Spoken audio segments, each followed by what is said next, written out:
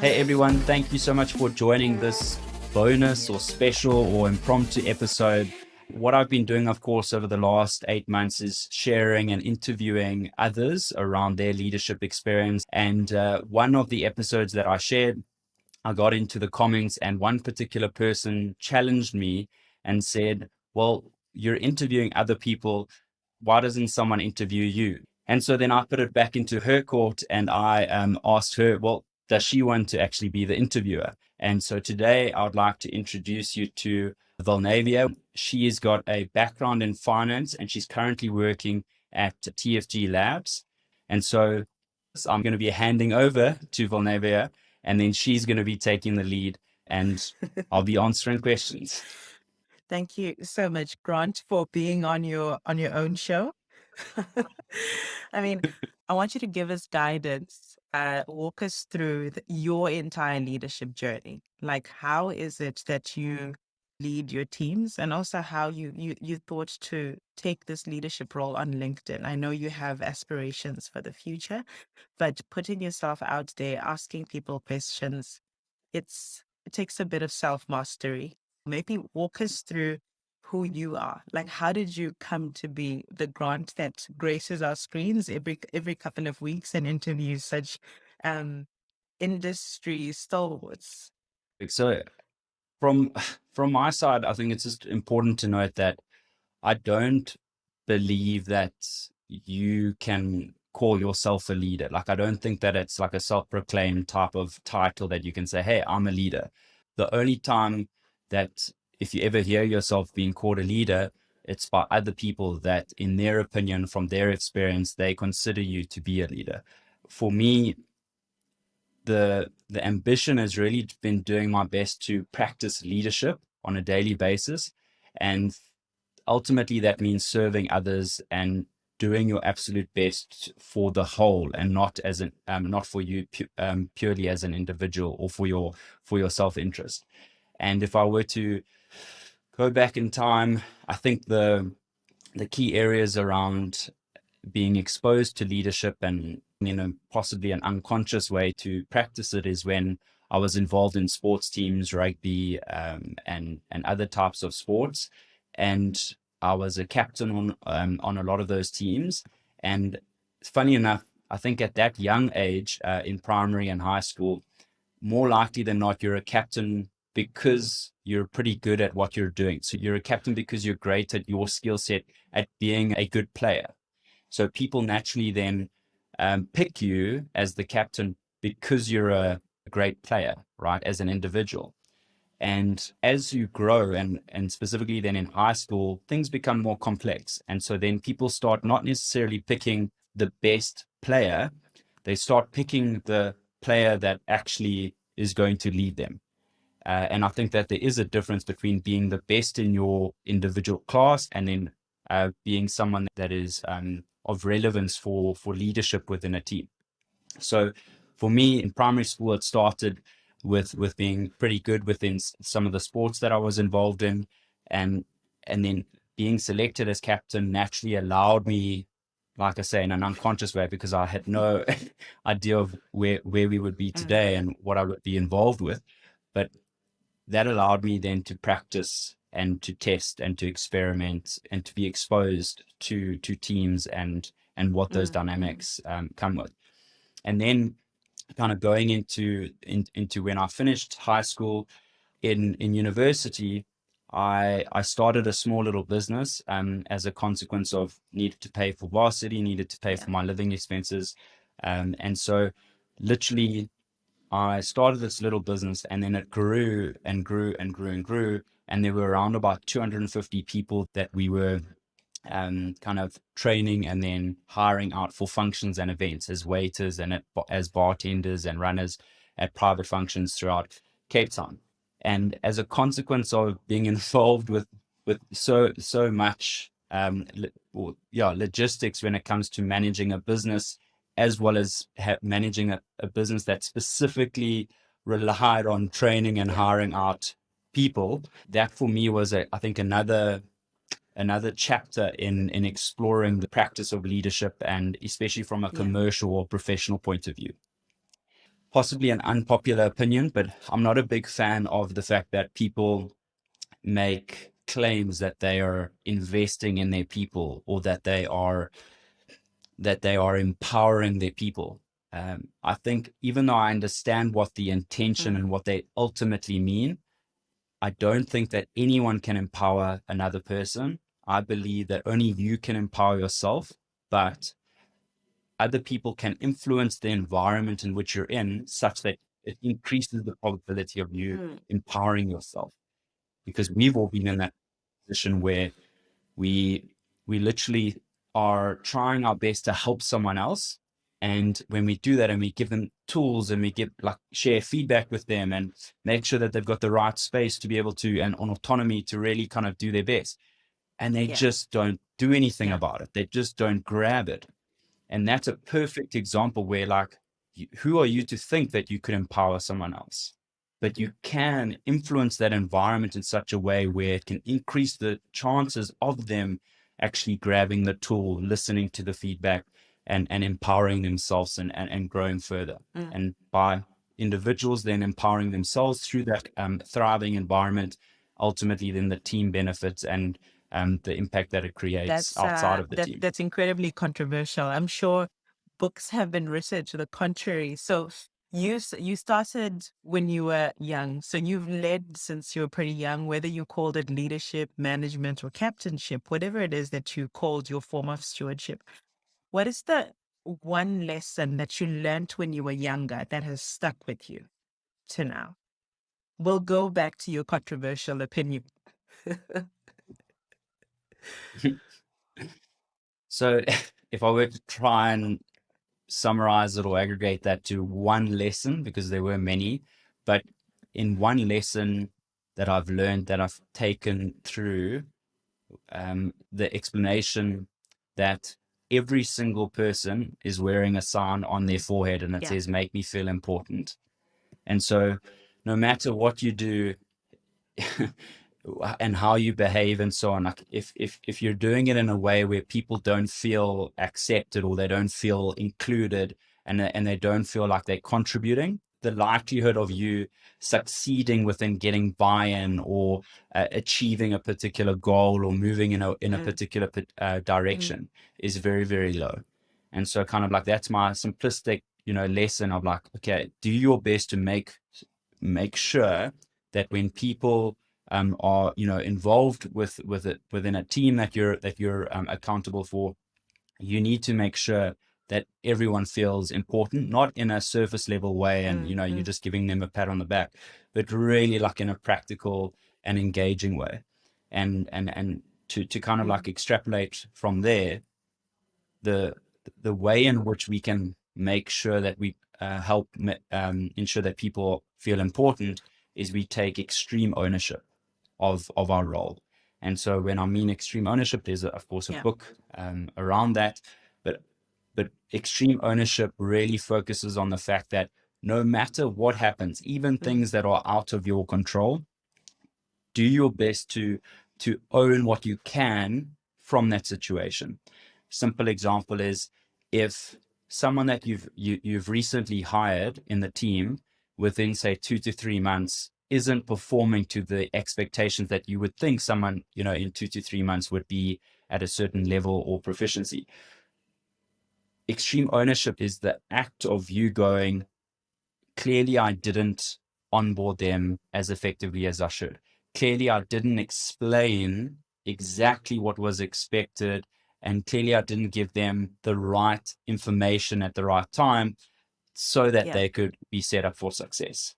And if you start using that sort of, or applying that a mindset in whatever you do in your private life as well as your professional life, I believe that the net outcome is always more positive than it Mm, is negative. And yes, there are people that exploit certain acts of yeah. kindness, or when you take ownership, but more likely than not, it's always going to be better if you take more ownership of a situation, even if you aren't necessarily in full control of it. Focus on the elements that you could have Okay. controlled. That speaks to your values then, I suppose. Like your own set of values that define your behavior. What other values do you have that you think has, that have informed your leadership journey? Probably everyone listening to this right now has heard of a gentleman by the name of Simon Sinek. I really consider him to be a great source of inspiration around leadership and just life in general.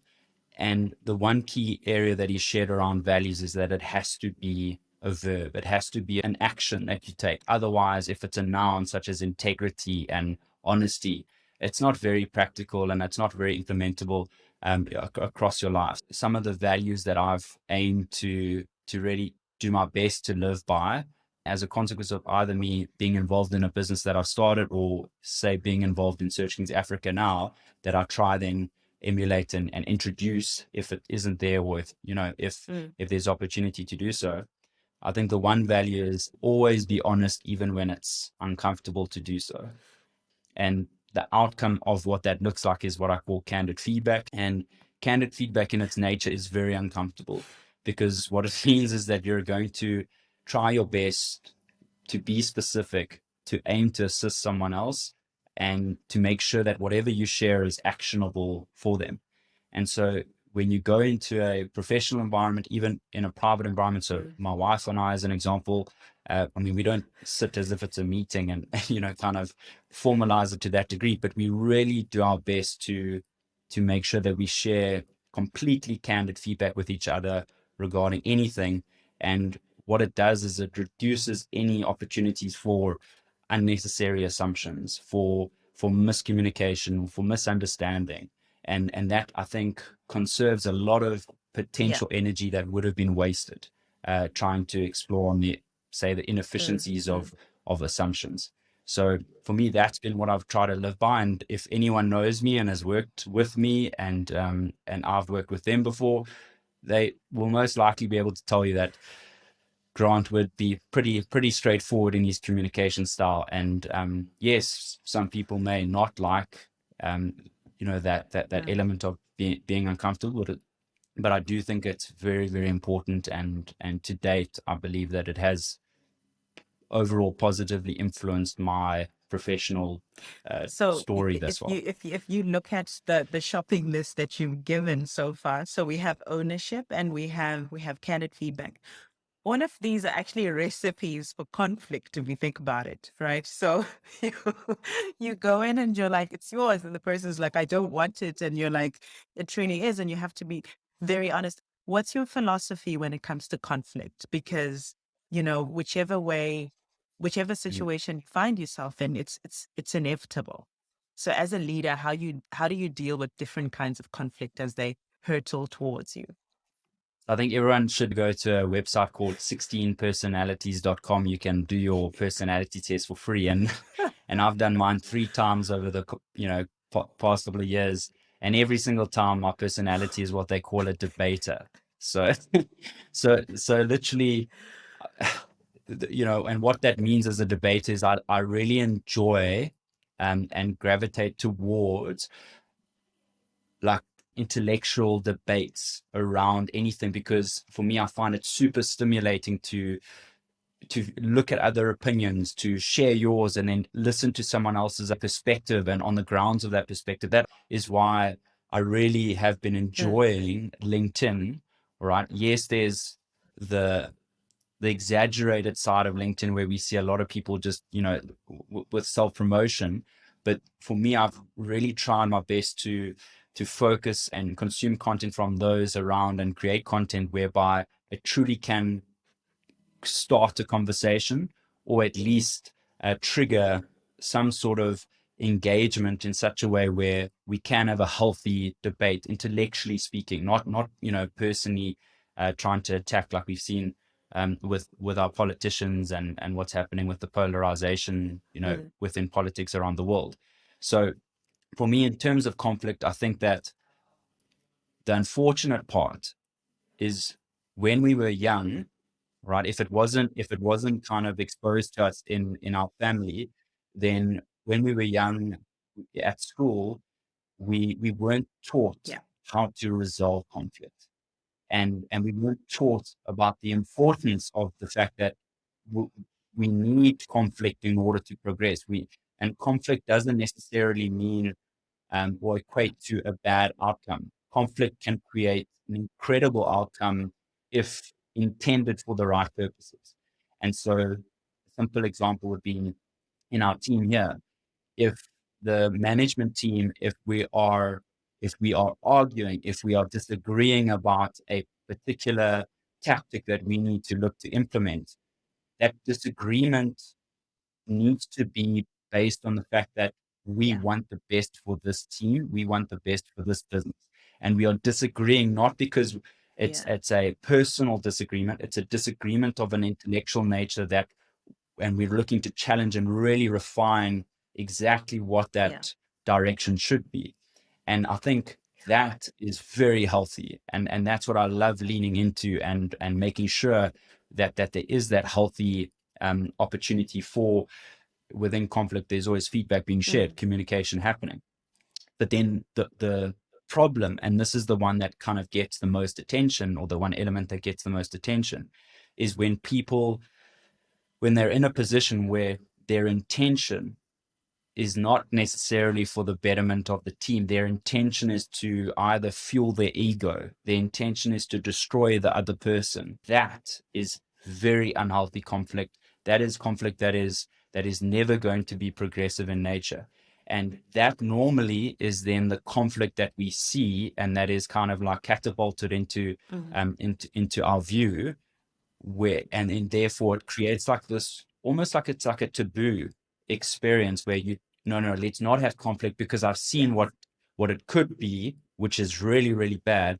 And we haven't been seeing enough examples of what it should be and what we should be, and then focusing on emulating and setting an example as fellow team members Mm. in any level of the business.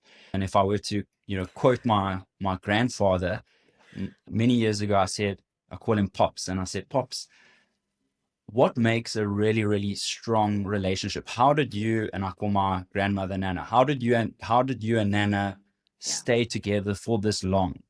And he said, well, Grant, there are three criteria that you need to tick off, right? Tick off, through your relationship. And that relationship can be professional or can be private in whatever nature. He said, the first thing you need to ask yourself is, do you bring out the best in your partner? Do you Yeah. bring out the best in your team member? If it's yes, great. Second thing, do they bring out the best in you? Right? If it's yes, cool, tick. And the third thing is what most people do not focus on, or are not even necessarily aware of. Do you know how to resolve conflict?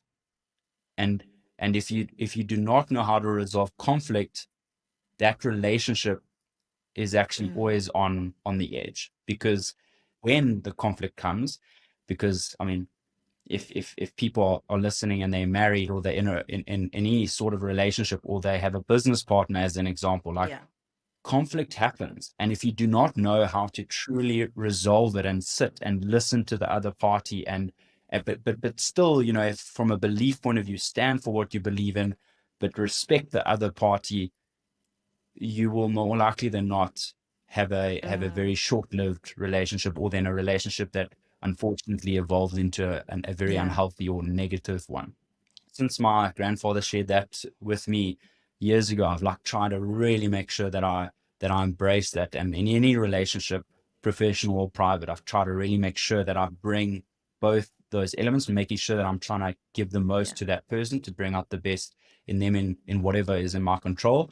But when there are those conflicts, leaning into it, trying to be very respectful, but being candid about it so that Mm. it's Mm. specific and it's actionable for that person, and for us to both You touched gain on in the something end. very important, right? Which is, in order for it to work, for you to conflict productively, there must be no ego. Talk to us a little bit about how you manage your own ego in all of this, because as a debater, I'm pretty sure there's the ugly side of a debater is that they want to keep going with this debate and see how right they can be. So how do you bring yourself in and say, okay, fine, we need to be doing this for the greater good as opposed to just for Grant's own good? You're spot on there, and that's one of on the personality form. What it gives out there is like, this is a good thing, but this is also the bad thing. Is you will literally just join a For fun. debate just because you just want to exercise, and you want to just do some sparring. So for me, and this may be different for others, but for me, how I've tried my absolute best to manage my ego, or to try and make sure that it doesn't overtake any sort of situation, or nullify the real purpose of the engagement, is more likely than not, it's because Yeah.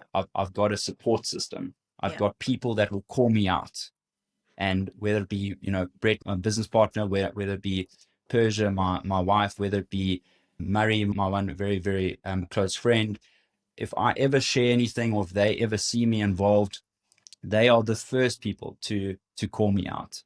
And I encourage that. When my real friends, and when people that are close to me, when they say, hey, Grant, I think you need to check yourself. You need to really rethink what you've just done. Mm. And maybe that also, as a tangent, then goes into like the fact that we really do need to pay Yeah. attention to who our friends are, and understand that, like, Facebook Yeah. created the term friends for, Yeah. like adding a friend request, and LinkedIn has connections, right? I've received some personal attacks even on LinkedIn, because people, want to connect, and they just say like, hey, I want to connect. And for me, I've been very intentional about connecting with people, because I believe that it needs to be a mutually beneficial relationship, Mm. even if it's, starts online, right? I mean, you and I, as an example, we connected, Yeah. say a year ago, but we've been engaging in a very, very professional manner, and I enjoy seeing your insights, and I think Mm. that really Mm. needs to be appreciated. So for me, the meaning of words is very important, and making sure that when I say close friends, they really are friends. They're not flaky. They're not just going to leave you when times get tough or something. They can call you out or lift you up when you're feeling down. And I think we A- need to spend a lot more time on that, actually, Absolutely. if I think about it, because a lot of the times we've possibly even bastardized the terms of what these Mm. what these words actually mean, and we need to, I think, take it I mean, far more no, seriously. no, it's Sorry, that's spot a on, digression. because at the end of the day, you think about it, words matter, right? And when you are in a leadership position, when you are in front of people, whatever comes out of your mouth is what you're going to be judged on. And that's essentially the essence of a leader. So maybe speak to how you lead the people that watch you closely, right? How do you build your team? How do you what do you look for the most? You've spoken about ownership. You've spoken about being really, really candid with them. But how do you curate your team to make sure that you build momentum for them? From my experience thus far, whether it be as a founder, or whether it be in a management level, or any level for that matter, I've now learned, and again, I don't always get this right, but I try my best to make sure that I never lead Mm. with assumptions. And so and, and so as a consequence, we do need structure, and we do need certain routine Yeah. within the environment that we create. I always used to think that structure was restrictive. So when I did my articles at Pick and Pay, as an example, I walked in there, and as we all know, with every corporate, there's lots Yeah. and lots and lots and lots of structure, right? Certain areas there isn't, which is concerning, but like, for the most part, there's a structure, and then there's the system that is running through the structure, right? And I try to fight it. I try to, break some of it. Like I try to really make sure that I didn't have structure, where in actual fact, now with experiences, and doing silly things, Yeah. and finding out what works, structure, when done correctly, is freedom, because then the moment you know exactly where the parameters are on which you can play, or where you can double down your efforts, it really allows you then to focus, and with that clarity, Yeah. to actually achieve more, whether it be, within your department, whether it be with your team, Mm. professionally, as an example. So for me, I think that's the key, is we need to have structure. And then second to that, the routine side, and I shared about this before, but we need to make sure that when we say we have an open Yeah. door policy, we don't be passive about having an open door policy. We don't just leave our door open and then wait for someone to pop in when they're unhappy or when they have some idea that they'd like to contribute to. Practically what I mean by that is that make sure then, or this is what I do, is I make sure then that every week within my direct team that I'm having a 15-minute check-in every single week with them, individually, right? So I've got a direct team of say 4 people, and every week we have a 15-minute check-in. So it's not like a meeting, so they don't like, oh damn, I'll have to, go chat to Grant for 30 minutes, and that's, on a Monday, like this is the last thing I want to do. So it's a 15-minute quick check-in, like, and it doesn't necessarily just have to be professionally focused. It can just possibly be even like, how was your birthday this weekend, as an example. And then with the rest of the team, being very intentional then around going for a lunch every, kind of 6 months, or when you do have your biannual reviews, really making sure that the questions and the setup of those reviews are done in a way where it isn't just built so that you can, tick it off. It's really built so that you can really extrapolate the most out of that investment in time for whoever's involved in it. So yeah, I think for me that's it. Like, structure and then routine is the best way. Clarity. You can have uncertainty, but I still think you need structure. You can have uncertainty of the outcome of whether the startup is going to actually, succeed financially or not, but you still need structure, because if you do not have structure, you create a tremendous amount of mental stress for the people that are involved, whether they're conscious of it or not. And if I were to now reflect, like, there's many times where I should have been clearer, right? I was too much in my own head as, say, like a founder. And even now, I try my best to make sure that what's in my head is shared so that others can engage, and then therefore the best outcome can happen from it. Like an MVP, as an example, minimum viable product, literally there's structure involved. There's a systematic process of how you create a minimum viable product or service and how you experiment. And an experiment has uncertainty. You have your hypothesis, and therefore you say, this is going to happen. I think this is what will happen. And then you test that experiment. And at the end of it, you either are proving or you're disproving your hypothesis. Now, that is exactly how any business, whether it's a startup, whether it's an existing business and you're opening a new division or a new product or introducing a new service, you should be conducting an experiment, and that requires structure. If you're wanting it to be done right. I mean, being in finance myself, one of the main hurdles I face is this concept that, finance by itself is a lot of rules. It's too much structure. We're getting in the way of how the business is going to be built. And most conversations I have within the executive are, no, we actually need structure, because that's how we make it. We need guardrails. How have the learnings that you've had from, captain to doing articles within Pick and Pay to qualifying, how has your training influenced how you view the world and how you perceive things coming at you, even as you are deep in experimentation and startup form, where, you're trying to figure out what the business model is. You're trying to put in place structure, but how have your qualifications especially informed how you build? A lot of people have a certain stereotype of a chartered accountant, and the usual stereotype that I hear is around, like, not very big personality, bank balances and all that kind of checks.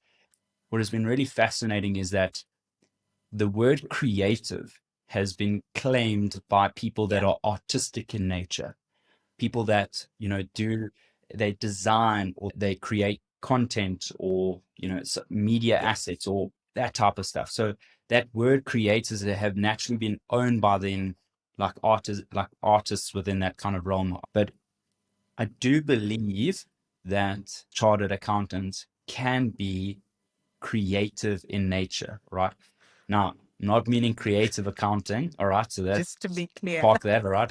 we've seen people be yeah, like that. That's definitely not what I mean. And The good news is for anyone watching that is either aspiring to be a CA or is a CA or any, Yeah. professional like an accountant, I really think that we still have an opportunity to be creative within our fields and understand that what we have been taught, now I'm specifically speaking for the CA route, is we were taught the perfect systems. We were taught exactly what the ideal business would look like.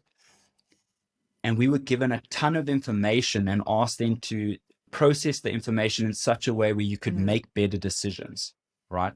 And I think that that for me was the biggest benefit through that exposure is constantly being bombarded with different scenarios, whether it be quantitative or qualitative data, given a ton of different scenarios, a ton of information, and being asked, all right, how are you going to present this in a way where people could actually make something out of this to make it ultimately a decision, all right, and lead to a specific outcome.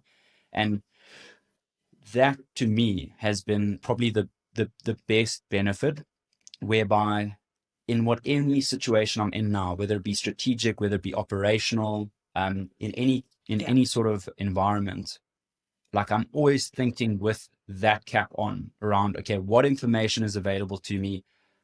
What would be the ideal system, but where are we right now? What would be the ideal situation, but what is the situation in reality? And how do we move? How do we move towards that? And what are the key levers that actually will help move the needle instead of just fill your time? And so I think for me, that in itself, I consider to be then a creative exercise, because you're really trying to look at everything and you're trying to curate this in such a way. In an art gallery, there is the curator. Like they actually curate the art. They choose what art should be there and where it should be within the gallery. And why that's important is because, funny enough, when you curate something like a gallery, a lot of the times what is actually super valuable is what you chose not to include in the gallery, what art pieces you chose not to include, right? What you chose to exclude was actually one of the key efforts that have to be done. You need to be able to like take the information, curate what's important, what isn't important, and then structuring and positioning in a way where people then understand in the way that they understand how to process, say, information. I consider that to be a creative exercise, which then creates this value that people then can take into either their professional or like for the team's Absolutely. benefit. I mean, Grant, you've learned a lot. Like you've basically delivered a little bit more than I expected going in. Even though I have been watching your interviews, who have you learned from? So who's the one person or two people, you can make the list as long as you want, who have you learned from the most about leadership and ultimately life in general? Aside from Pops, you did mention Pops. Yeah, so my pops, my grandfather, definitely he has taught me about leadership. I view life like a story with chapters in it. I don't necessarily view it like a journey where they say like you start at A and then you have a destination and it's all about the journey. I think because then that's finite. I think a story is far more infinite in nature for you to leave a legacy and so on. But that's another story, excuse the pun. So for me, I think at this point in time, in this chapter where I'm in, the first person, and I know this seems cliche, but it is my wife. We've had our child, our baby daughter. She's 6 months now, and name's Harper. And seeing my wife, because that for me is leadership. Like being a mother, like a huge respect and our empathy towards this is it's like just seeing what she's willing to do for our daughter is just incredible, and what she's willing to sacrifice and also just with resilience, just grit, going through whatever challenge comes, over the last 6 months and even before that. Privately, that has been the best example is actually my wife. And then professionally, it's been Brett here at Search Greens. He's 8 years older than me, and really being able to understand how he views the world and what he's done thus far with this business, and doing my best then to like contribute towards us building a really, really great team that is sustainable and responsible in the end. So yeah, those are, I think, I would say the two people right now. Amazing. But there's always then your friends that you also are looking at in those, those pockets of the situations. But if I were to pick two, those would be the Amazing. two in this And what chapter. books are you reading currently? You spoke about a couple of books that you've read. What are you reading currently, and what would you read over and over again? All right. So straight honesty here. I'm not reading a book right now. I've been really, really, yeah, I've been really terrible. So I haven't been doing any reading, but what I would recommend, I would say Predictably Irrational. There's a book called Predictably Irrational, just about the human psychology, behavioral science. Yeah, Incredible, incredible book. And then Malcolm Gladwell's book, Talking to Strangers. I think that those are the two books that I'd really, really recommend. Yeah, I'm a big fan of like the human psychology, even though I don't have any qualification there, but I'm like always trying, because I guess that is being involved in a team and trying to understand, people and why we do things and why we don't do things. That for me is super fascinating absolutely. and interesting. Grant, thank you so much. Hey, it's been such a pleasure talking to you about your thoughts on leadership. Do you have a parting shot for all of us? Because you well know by now that leadership is it's perpetual. You never stop. Up until you're 80, you're still learning leadership. So do you have something for us to take away and say, this is what leadership is for Grant? First of all, Vulnavia, thank you so much for having being courageous and jumping on and doing this with me. It's actually super humbling to be in this position and to be asked. So I appreciate it, and I think that you've done a fantastic job. So I think I need to I'm watch out, starting because my own my podcast. my role here maybe. But yeah, I think like a lasting kind of experience share possibly is, I do not think that leadership is finite. You don't just reach leadership and then like be a leader or something like that, and that's it. I think it's a daily practice. And if you view it like a daily practice, then it isn't this big thing that a lot of people put on the front cover of a magazine. Like, it's really small Yeah, acts that you do on a daily basis, and it doesn't have to always be, on the front cover of a magazine. But in saying that, from a South African perspective, because this is why I, have started this podcast, and this is what I'm also going to be creating particular episodes next year around the fact that as South Africans, we've got a lot of experience, and naturally, South Africans are, if you compare internationally, we are more conservative as a whole on a macro scale. And so the one thing that I would like to just advocate for everyone is that, like, you do have a voice, and your experience, yeah, no matter how many years or what industry you're in, is of value. And so don't hide that, and don't and I yeah. understand imposter syndrome, is a thing. And I mean, literally, I think I have it like basically every 2 weeks. I'm like, well, should I actually be sharing something like it? Would people actually listen? Why am I doing this? So like I literally, yeah, understand imposter syndrome and experience it, but we really, in our own worlds, in what we are doing, Yeah. we all have value to contribute, and we just need to share it in a way where it can be digested by someone else, and relevant, or be Yeah. relatable, for them. And so that's for me the biggest thing out of all of this is, like, let's create more and more platforms for South Africans and Africans to really start exporting our intellectual property, exporting our insights or our ideas and learnings elsewhere. Because a lot of the times, and you see it with LinkedIn, most of the content that we're consuming is being Yeah. basically imported from the US and from Europe, and I think we need to do our best to create Yeah. an asset base here that others would really appreciate, because we've got a lot to share as a country and as a continent. And that for me is my little personal passion mission that I really want to contribute towards. So if anyone wants to join me on this this crazy chapter, please do. And yeah, if you want to ever ask for advice, I'm very happy to share around this. Everyone, thank you so much for tuning into this unplanned episode.